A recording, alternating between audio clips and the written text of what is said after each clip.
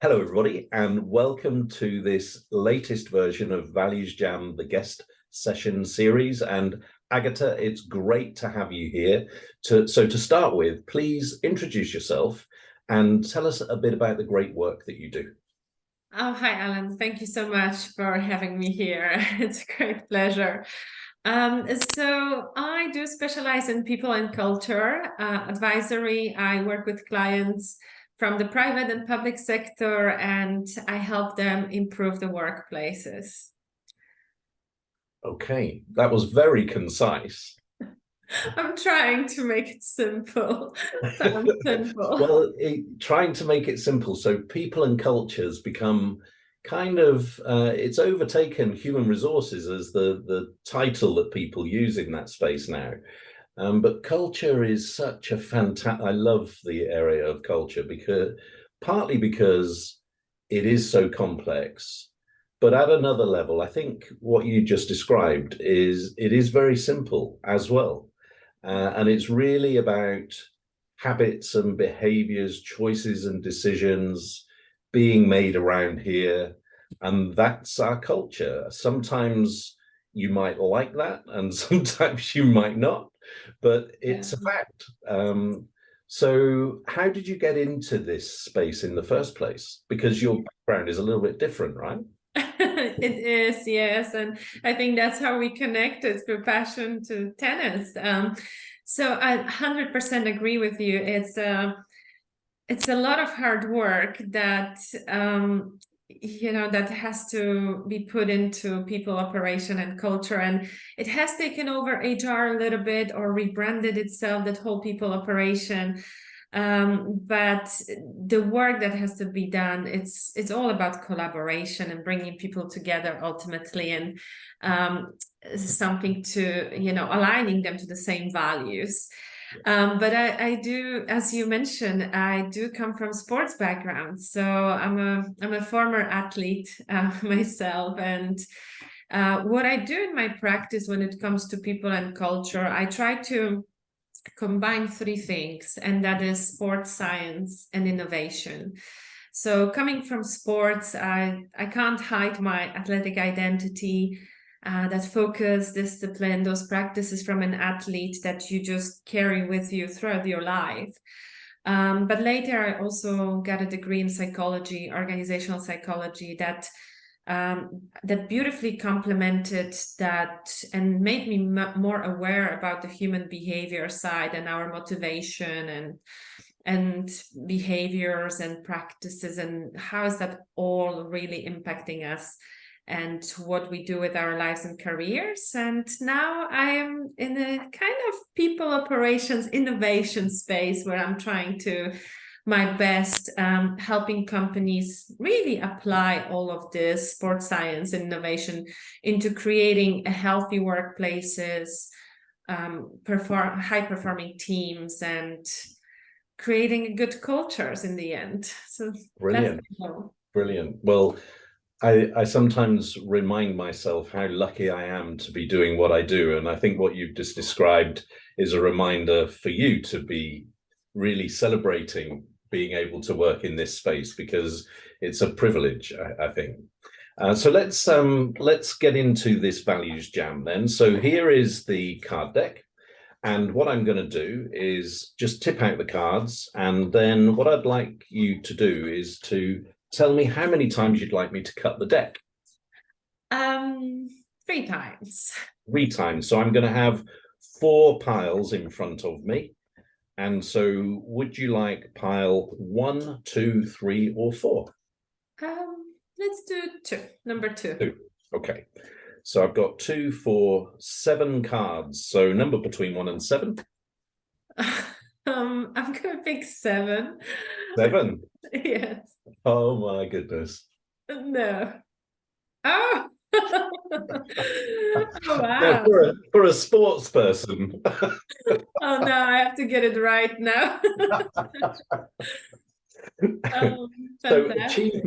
achievement. And the first question is, what does achievement mean?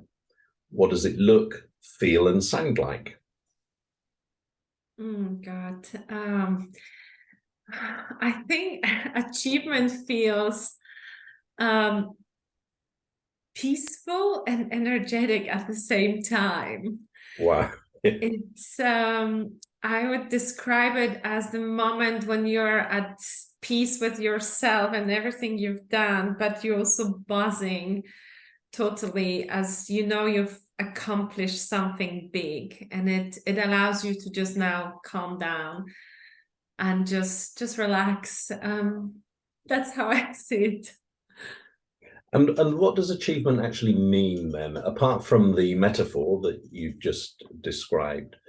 What is it? I think ultimately achievement is like getting something done. It's getting things done. It's completing it. It's a fulfillment. Sometimes we can achieve something and still not be done. I also believe progress is an achievement, which we sometimes don't recognize, that the little things that we do daily, the small habits, the things we achieve sometimes daily when it's hard and we still keep doing that, those are little achievements that are contributing to the bigger picture and the bigger goal that we perhaps are trying to reach and achieve later.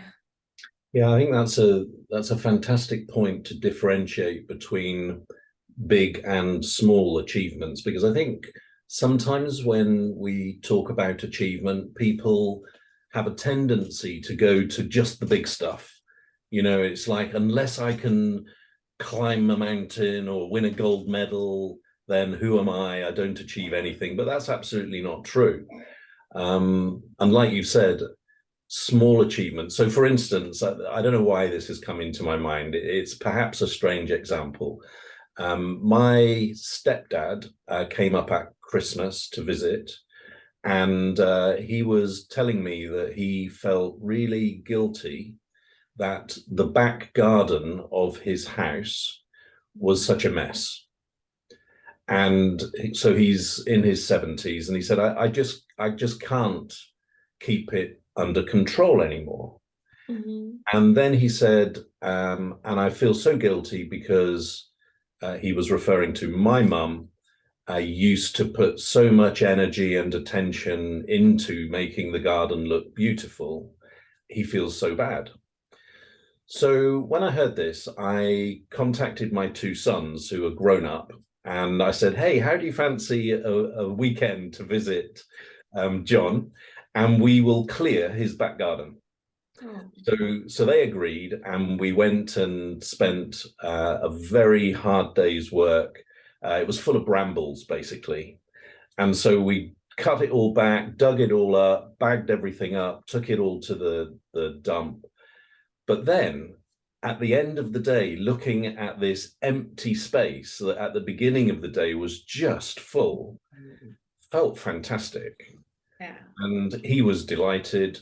And so that's an example of, nobody's going to win a gold medal for doing that.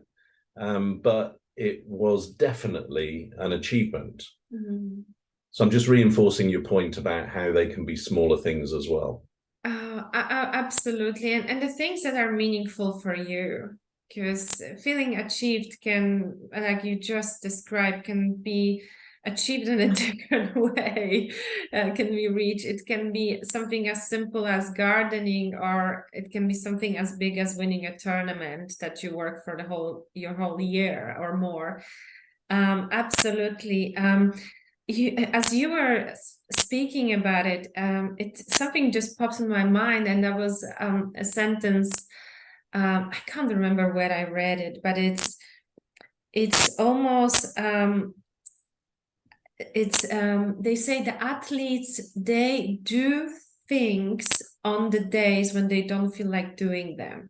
They still wake up, go and do it, and that is that feeling of achievement every day. Sometimes you wake up and you don't feel like going for that run because it's raining or because your leg is hurting from yesterday, but you still go and do it. Yeah. And after all, you feel you've achieved, you've done something. And you know, you look in the mirror and your face is red and you're sweaty and you're like, okay, I've done it, I've achieved that. And it's that feeling of satisfaction, you know, whether you're looking at the clean garden or your sweaty face, it's like, okay, I'm at peace now. And I think it's something beautiful and something that we should be recognizing more often, because sometimes the little things, like just waking up and making yourself breakfast instead of going out for breakfast, is also can be an achievement on the day. Yeah, absolutely. And your point or that quote about doing things when you don't want to do them, I heard something not dissimilar, but maybe from a different perspective. And I can't remember who this was. I think it was an athlete. And what they said, and I think it was a guy, he said, just remember, if you choose not to train, somebody else is. You know, and that If was you choose not, I lost you there. They said, if you choose not to do your training today, just remember somebody else is. Yeah. So it was their way to remind them that, you know, you maybe are going to come second because you've chosen not to when somebody else has chosen to. And I just going back to your point about peaceful and energetic at the same time, I really like that. And it's making me think about achievement in its kind of wider sense, because I'm asking myself the question, why do we have this this rush of emotion, right? When we achieve something, undoubtedly that is true, but it also makes me wonder whether that is because we're so pleased and we're celebrating, or is it because we're so relieved because we didn't fail? Oh, yeah, I think you're describing like this, you know, perfect balance. We want and need both.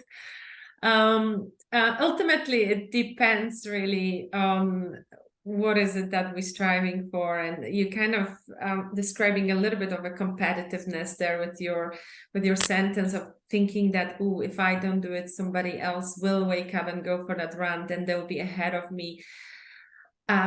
Yes, I agree with that. But when it comes to emotions, I always believe that people appreciate being appreciated. And sometimes, you know, achieving, meaning winning, of course, it gives you excellent satisfaction and feeling that you're being appreciated now and so on. But sometimes just participating in this race for one person can be the achievement, like as if they were winning. Even though they're not winning, they are racing, and that's already huge, the biggest thing they've done in life. And recognizing that not everything has to come to a perfection or mastery or win can still be recognized as achievement. I think that's when you get the peaceful thinking and feeling, the feeling of peace that you know you're doing your best. And I actually always say that you should really recognize and award yourself for the commitments that you keep rather than the amount of hours you put into or the level of effort, because that can be different for everybody. But if you're committed to doing something and you go after this, then you are ultimately achieving. Yeah, absolutely.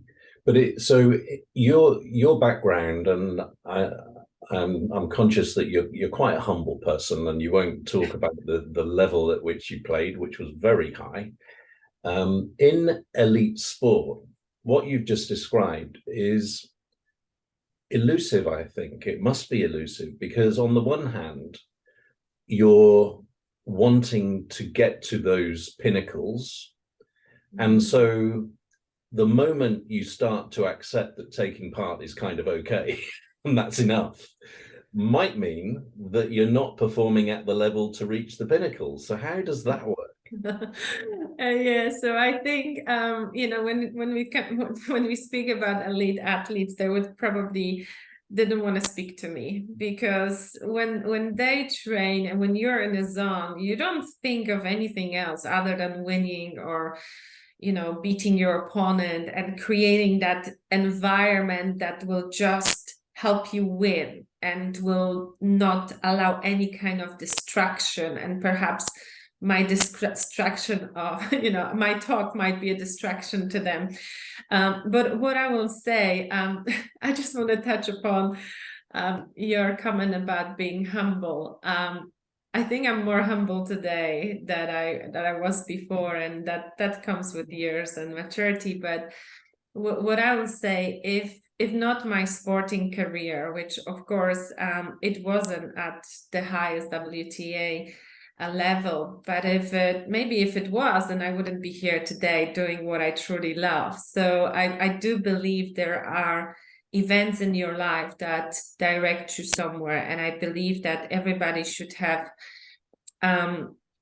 ability to recognize those events and reinvent their career at the moment that is right for them. So that's why I love working with athletes still, because sporting career doesn't last forever, and sporting career can be cut very unexpectedly as well, because of the injury or because of life circumstances. I mean, things really happen, and I love getting that inspiration and that power from athletes, that once they are in a zone and they keep training, winning and achieving is the only thing they think about. And however, when you work with athletes who are now starting to think about their second career, their transition, their change, and it doesn't have to be an athlete, it can be a person in the corporate world that is just now trying to change career or do something different. That's when you start opening up their perspective to different things and really unpeeling that onion and softening up a little bit, that you can still achieve in something different. You can still progressively move yourself into different type of achievement. Something that you might not think today will be a win, in a few years' time can become a huge championship for you in a totally different field. So I kind of detour myself from your question here.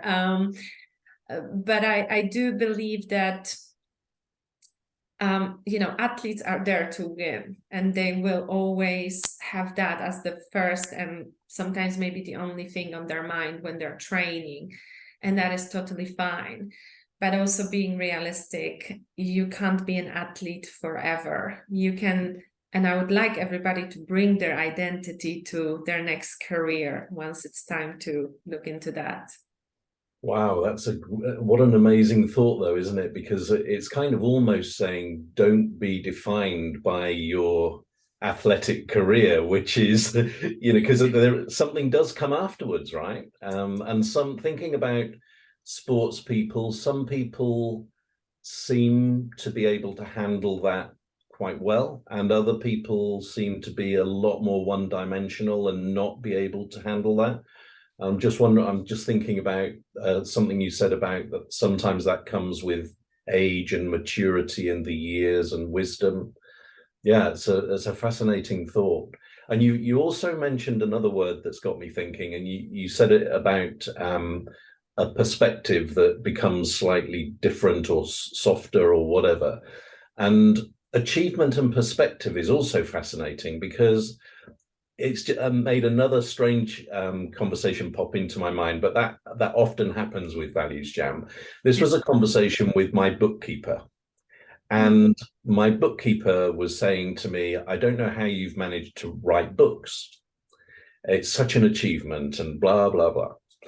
Now, she runs marathons, and she has run now it must be around about something like 230 marathons. Wow. Yeah.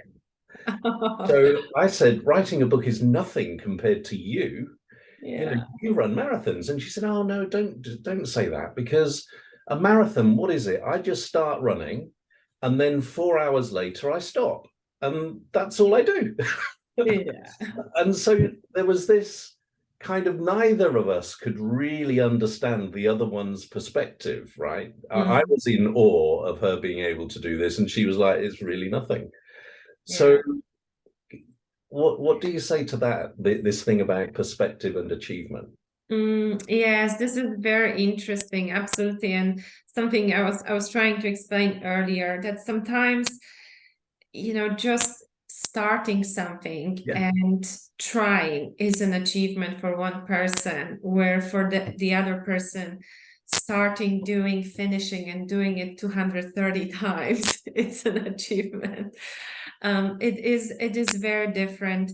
When I mention about athletes and their transition to life after sport, it's a very difficult process, and like you mentioned, some people make it look very effortlessly, and some people never transition out and try to carry their athletic career with them throughout the rest of their life. And I mean, research has proven that 1 in 5 athletes really experience identity crisis. And that is exactly what we're talking about. They do not let go of who they were before as an athlete. And it's a very hard thing to let go of, because your whole environment is structured around you and your sporting career. That includes your friends, family, your social support, your routine, your what you eat, what you see, what you hear every day. And all of a sudden, all of this is kind of taken away from you. And you have to start new with a clean, I would call it clean card, and you start drawing things for yourself. And it takes a lot of mental strength to actually, and a discipline and focus to apply to build something new again.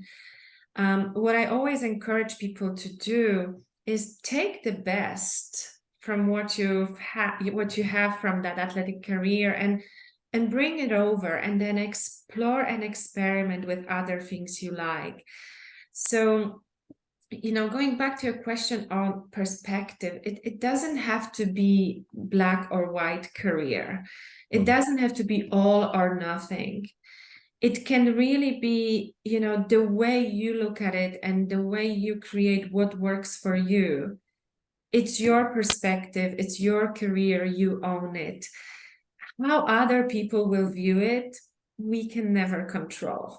There will always be somebody who will think of this transition as not good enough, or look where they are now. But for this person who transitioned, this can be actually the winning, the achievement, the best they could do. And we need to be aware of that, you know, it's what's working for us will not work for everybody, and vice versa. So it might not, I would say, be as easy to accept it today, but with time, you know, the more stories we hear, the more things we try ourselves, the closer we'll get to accepting the fact that it's okay to have a different view of things. And I think you've touched on something there, that it's about looking forward rather than looking back, because, you know, you can pine for the performance that you were able to deliver 5 years ago, but that won't actually make it happen. Or you can, just like you say, you can take all of the great things that you've created in the past and ask yourself, how can they be of use, and how can you enjoy them going forward? So I'm just thinking, somebody that's enjoyed a sporting career will have gained fantastic knowledge. They would have met wonderful people. They would have been to great places. So it's like, well, how can that inform the development of my future rather than just look back on it? And there's nothing worse than a sports person who is kind of trying to cling on to their former selves. You know, they start to become a disappointment, don't they, when they're not able to operate at that level, and still trying but failing. And then people are like remembering them for that substandard performance rather than what they were great at and should be remembered for. Yeah. You're mentioning something very, very important here that I think about is about the ability to remain authentic, your true self. With a sporting career, to your point, we can look back and we can look at our strengths, understand them, what made us great then, and how can we apply now this strength and transfer the skill set into the new world that we want to build that will not be the same. So that's about looking forward. And that's where we need a little bit of work and perhaps support from different coaches. Remember that every athlete grew up and became an athlete because they had coaches around them all the time, mentors, people that told them what to do, what to eat, how to run, and so on. So all of a sudden, when you are now transitioning into something new and try to build something new, you do need some kind of support on top of your social support that will encourage you and empower you daily to keep trying and stretching that uncomfortable muscle now, or the uncomfortable muscle, the uncomfortable zone. You still need someone to perhaps guide you a little bit and help you navigate through this big world that you are now putting yourself out to. And I believe that's when you need to be very careful to choose the path that is the most aligned with who you are as that athlete from the past and the person today. And that's when the authenticity, being in tune and acceptance with yourself, plays the key role. Okay, so let's move on. And Okay. One of the techniques that I find useful to explore topics is to look at the other side. So the next question is this: where have you noticed a lack of achievement? Where have I noticed a lack of achievement? I don't like this type of questions. you probably know that. I can go first if you like. Maybe you go first, and I'll still steal some time to think. So and again, this is really strange because I haven't thought of this person probably for more than 40 years. So this was a boy at my school who was probably the most talented football player I've ever seen. Up until 16, I knew him. But he was totally unmotivated, had no dedication, wasn't interested. And that for me was a real shame, a real waste, because, and I don't know, maybe he has become a professional footballer, I don't know, but he was the sort of person that had natural ability, but then didn't want to do anything with it. And at the same time, you had people that would have, given so much to have the natural ability and had to rely on hard work and effort. So he has just come to mind, and I think there's probably sports people in every area, and I can think of some in tennis who are kind of lauded for their natural ability, but then kind of criticized for their application. And it happens in all sports, doesn't it? So that's the example that comes to my mind. I don't know if that prompts you to think of anything. It actually did, and I feel like I needed this few seconds, a couple of minutes to really collect my thoughts. But yes, your example actually brought some reflections to me, and just looking at it from a little bit different angle, because again, we might have a perception that this person was so talented but demotivated and so on, and that reflected like this person didn't achieve, and we experienced that. It might be our perception, it might be reality, there might be different reasons, and I always try to and love to uncover deeper there. But I don't think we're going to go that deep into study one person. I wouldn't want to do that. But one thing I believe, when I see people don't achieve or don't find this peace and satisfaction at the same time, or fulfillment, what we call it, is when they don't try. And what I mean by that is when there is an emotion of regret almost playing bigger role than the emotion of I will try. I know it's hard, but I want this, so I'll keep going for it. When they don't try and they know they should, that's when they regret things. And that's when I think people that have the biggest regrets in their life for not doing something, that's when I see this as a situation when they just didn't achieve.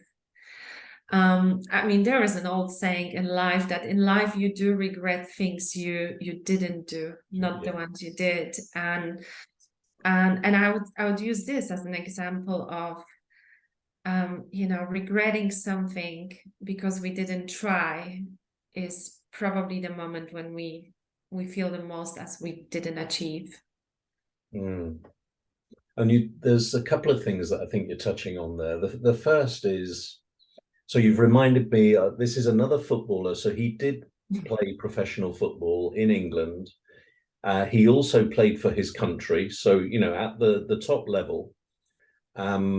However, people described him as an underachiever. The name of this guy was Stanley Bowles. He played in the 1970s, actually.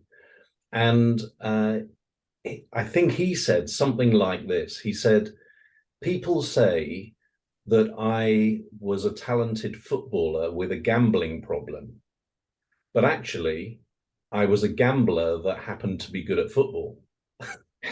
Oh my goodness. I think this is one of my dreams, is to actually find time and engage in a study of the correlation between gambling and athletes. Because I know a few that actually are great athletes and great gamblers too. I mean, there is no secret. Michael Jordan, one of the greatest basketball players, in his documentary, The Last Dance, he even openly speaks about it, if I'm correct, but I think I am. He probably overcome this by now, but it's not just him. It's a huge problem. It's that sense of competition that they seek constantly, like on the field and outside of the field. And I am really, I would love to explore this topic more, and hoping to do so one day. I kind of would like to explore the word underachiever that you mentioned, and that somebody else called this person, he was underachiever. And why is that? Because why is that, Alan? Okay, so I think the perspective was, I don't know how many times he played for England, but I think the commentary was he was so talented, he could have played a lot more at that level. Yeah. It could be underachiever, or it could be just simply missed opportunities, or it can be life circumstances. We also don't know what led this person to, get into gambling to start with, which we know is an addiction, and that's another thing to deal with. So I would say, it, as an observation, people call it underachiever, but I think it's a word that I personally wouldn't use it. Just my opinion is, I wouldn't call someone underachiever, because unless we know the real circumstances, whether there was just someone was unwilling to work harder or go and show up and play, or whether there was something else going on. But I do believe there's lots of missed opportunities for people, and for people that have regrets today, that's the chances they just didn't take. Yeah. So that was the first thing that you reminded me of, and then the second thing was the relativity of achievement. And just to explain this, I was having a text exchange with a friend the other day, and we both came to the conclusion that we preferred to operate at a lower level but have success than be in the higher level but constantly losing. Oh, I've actually heard that before too. I can't remember where, but yes. Why is that? What was the thinking behind that? It's I guess it begs the question: how important is achievement to us?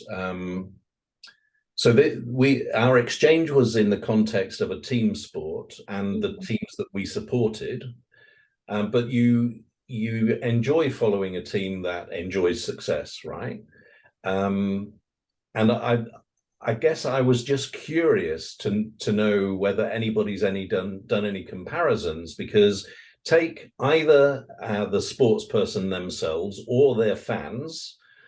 What would, if you were given the choice, what would you rather have? Would you rather be in the Premier League and always at the bottom, or would you rather be in the next division down but always near the top? It's a real dilemma. It is. It's a real conflict, and perhaps can create one internal conflict too.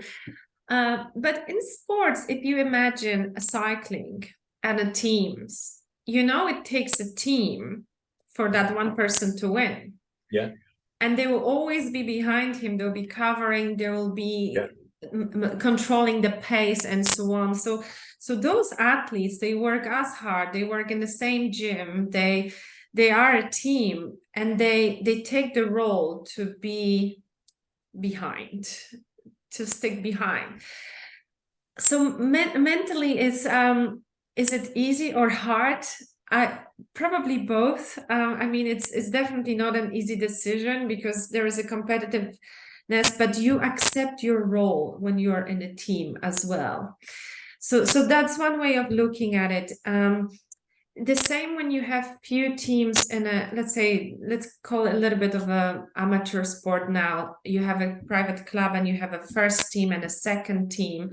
Yeah. And you're a good player. You could play for the first team as a number 4, but instead you will play for the second team as a number 1 to ensure both teams are winning and the club remains in the Premier standings and league. And I think it comes down to the acceptance of the role you will play in a team, in a club environment, and so on.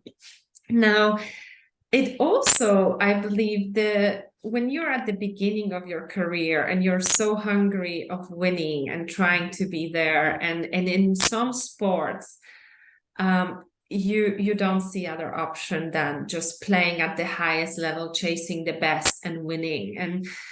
And tennis is one of those sports that it's so individual that you're never better than your results. Yes. So, if you lose in the first round, you pack your bags and you go home and you watch the guys on TV and that's it. Yeah. But, if you keep winning, you are there. And the closer you get to the finals, then you become top 8, top 4.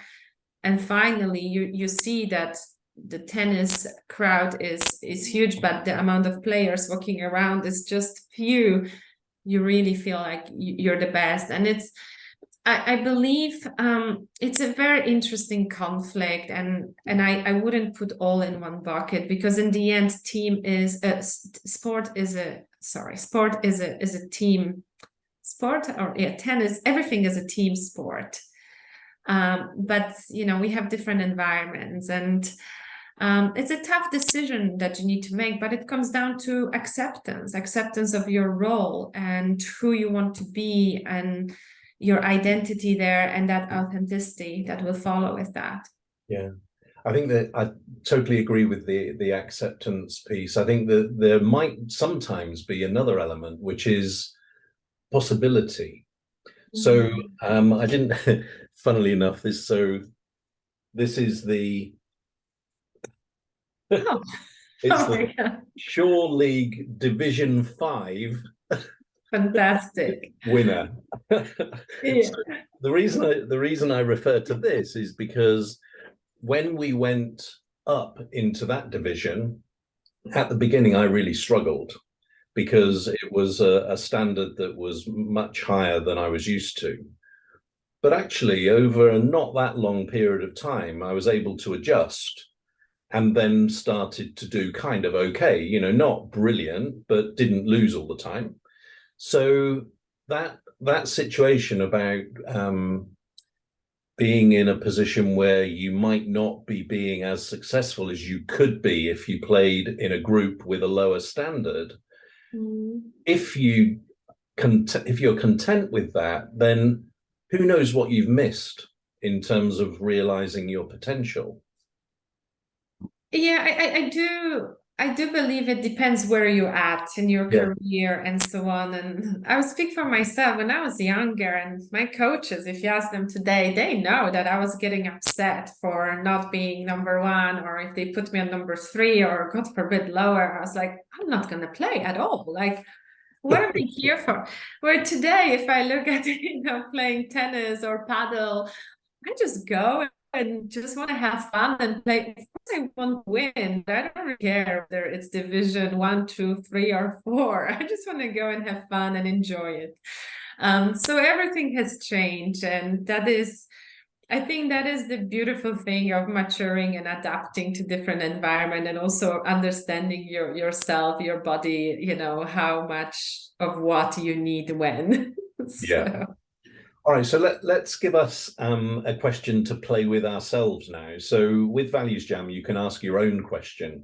So if I was to invite you to ask your own question about achievement, it can begin with who, what, where, when, why, or how. Does something come to mind quickly or not? To ask myself or to ask you?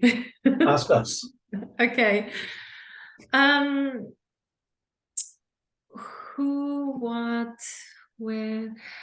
Oh, how do you go about achieving things? Oh, okay. And you want me to go first, or are you going to go Yes, first? please. You can go first. How do I go about achieving things? Okay, so the first thing I do is to be very clear about what it is. And I think sometimes there's a risk that if you're not clear, then you can either go down the wrong path or even not know when you've got there. So if, for instance, if somebody says, I want to get fit, well, what does that mean? You've got to really understand what it is that you're going to achieve. Then what do I do next? Then I consider the time frame. I consider the resources that I'm going to need to put in place to enable it to happen. I consider what I'm going to forfeit or give up in order to achieve what I'm setting out to do. And then I put in place accountability, whether it's for myself or with other people, so that I know that I'm on track. Because in the workplace, I think one of the things that went really badly for a long time was performance reviews, where somebody says, right, it's the end of the year, we're going to sit down and talk about your performance. And it's like you're sitting there thinking, well, couldn't you have mentioned these things in the previous 12 months? I might have been able to do something about it. So yeah, the milestones and knowing that you're on track or not. And then the final thing is that I celebrate when I get there.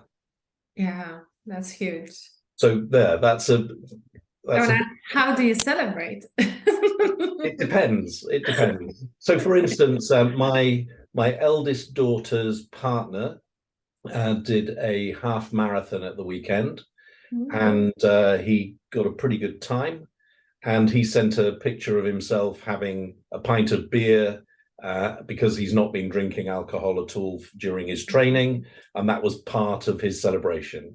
So I think it varies. another crazy memory. I failed my driving test 3 times. I Okay. was in my early 20s, and I was used to never failing anything. It was like, whether it's at school or in sport, I was used to doing quite well. And when I passed my driving test, I said to the driving instructor, I feel like I want to hug you. And I didn't, but I just felt, whoa. So I can't even remember how I celebrated that, but I that was probably the best I've ever felt, because I'd failed and failed and failed and then succeeded. Was that a celebration or was that like a relief? Yeah, well, that was it. Went back to, you remember earlier we were talking about when I said, "Are you relieved that you didn't fail?" I think that was absolutely an Yes. expression of It, that.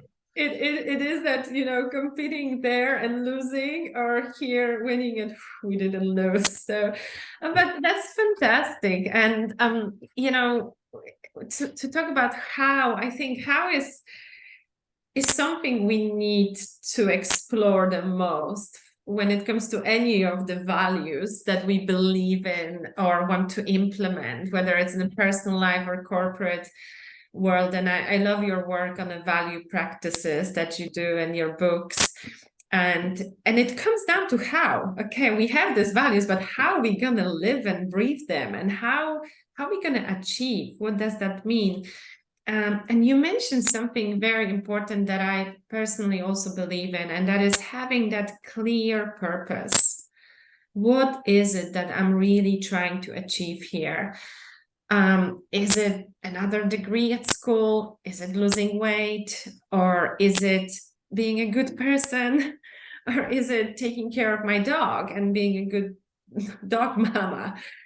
What is it that it's out there for you to chase, almost, that Yeah. it's always out there, and then remaining the focus as you're getting there, and that is something that I believe is one of the strongest skills from my athletic identity that I bring into everyday life, is that focus. And I will say that because my friends comment sometimes, you're so focused all the time. I know where I'm going, and I almost shape my environment to get there, in a selective way, that if I have a goal to achieve something big, then I have focus on what I do, when I do it, how I do it, and keep myself accountable in this disciplined way to get there. So how I go about achieving, definitely having a clear purpose of what is it that I want to achieve, staying focused on how I'm getting there, what kind of steps I'm taking, keeping myself accountable. And one thing that I'm also, the more I work with people in different companies, and I realize change doesn't happen as fast as we wanted. We can't achieve things as fast as we would like to. And sometimes results are not as visible as we need them. You need to be flexible on sometimes how you get there. Having focused discipline can keep you on track, but be flexible on other things, the unexpected thing, and have the ability to adapt to circumstances, to situations that will perhaps distract you or injure you for a second, but ultimately you're able to bring back your focus, your discipline, and keep going. Yeah, I think that's a great point. And there's something else around, and again, this is top level sport, and the whole thing around achievement and the how is what you said made me think about this, because I prefer sports people that are playing with style, even if sometimes they lose, rather than the ones that are kind of robotic and eventually manage to grind out a win, but it's kind of not very good to watch. And so you've reminded me of, it was a final in soccer or football, and Jose Mourinho was the manager of the Chelsea team, and he said to his players at the beginning that it was played at Wembley, and he said, we're at Wembley, it's a magnificent occasion. Are you seeking to enjoy yourselves today? And the players said yes. And he said, well, if you do that, we will lose. So you need to stop thinking like that. And this is the way we need to play against this team. And they did it. They just were really defensive, closed the game down, managed to get a goal 5 or 10 minutes before the end, won the tournament. But for me, as a fan, I'm not a Chelsea fan. I was the supporter of the team that lost. There's less joy in that, and again, it comes down to this conflict between, would a supporter be willing to give up the trophy to have played well and lost, or do you take playing, pretty dull game and winning? And I've never been able to resolve that conflict, actually. Yeah. It is about this, what really matters to you, and who you are and how you go about it. Some people will do anything just to win, just to get that trophy. And does this feel good at the end of the day when you bring the trophy home? It might feel good for them. It might, for some people, it might be like, actually, I wish I had won differently. And some other people, they will lose, but they will feel achieved. They will come home and be like, maybe not accepting it immediately, but eventually be like, I've done the best I could on that day and on that stadium. Next time I will do even better. And, perhaps I will win then. So I'll keep trying. I will get back there. It is, you brought a champion coach here who is also controversial. So we heard stories about him, and I hugely admire anybody of this caliber and what they've done for sport, and how they've reinvented the coaching culture as well. And he perhaps found the solution that will make the team win, and that's his job. That's his job. That's what you're here to do. That's your achievement that you seek in the end. And in sports, people will not remember, how well you're dressed and how well you speak. They will remember, who brought it home, and they call it. So it's a very interesting conflict, and there's no question. Every athlete who loses the match is never happy about it. Yeah. Everybody will be angry for a shorter or longer time, but it's what you're going to do about it, how quickly you accept that this is over and now we restart again and we off to the next tournament, next match, because being consistent in winning is what makes you a champion. Absolutely. And I think that's a great statement to draw this Values Jam to a close with, because we always move to the final question, which is this: what are you encouraged to do differently about achievement as a result of our conversation?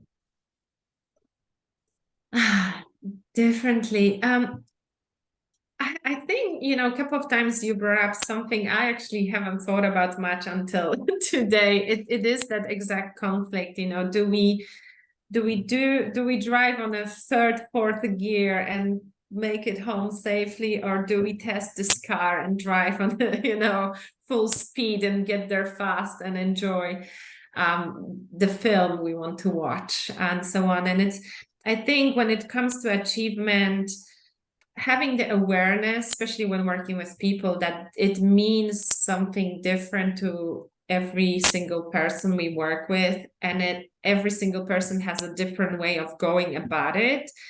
Being aware of that as a leader, as a manager, or as a colleague is a great strength, because that can also broaden our perception of what the true achievement is here for us as a group, versus going one against the other. And we're all we all can have our own views on what is it that I need to achieve now and how I want to go about it. And it doesn't have to be the same as my colleague who is on the same team.